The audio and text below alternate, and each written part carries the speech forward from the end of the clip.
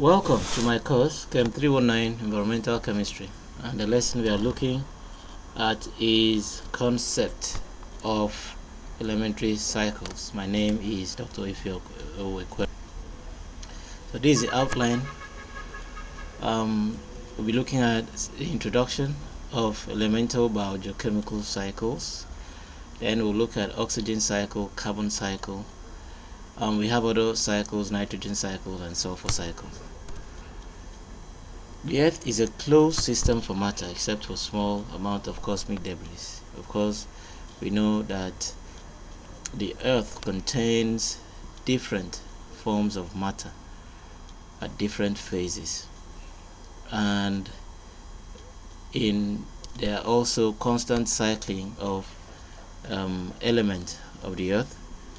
That is where these cycles come into play. The biogeochemical cycle. So what is the biogeochemical cycle?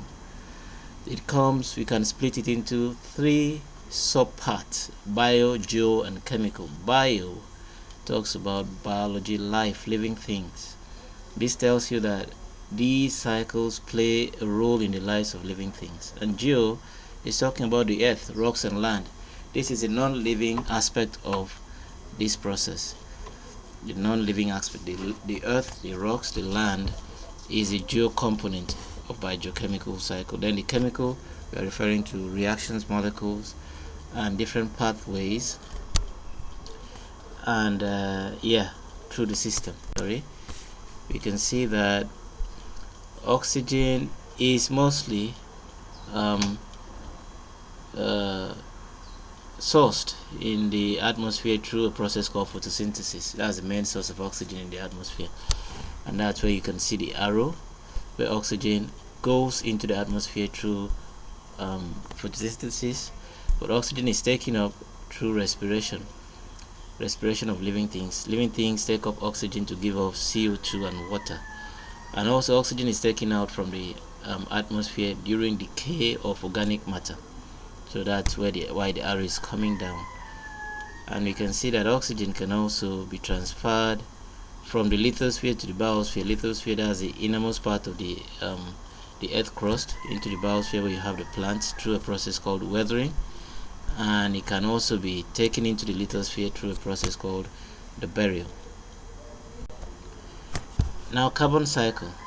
Carbon cycle is a skeleton of all cycles, and the main component of carbon cycle is carbon dioxide. This diagram shows you how CO2 moves in the earth. CO2 is taken up during photosynthesis. Plants take up CO2 from the atmosphere and give off oxygen, and also CO2 is given up to the atmosphere through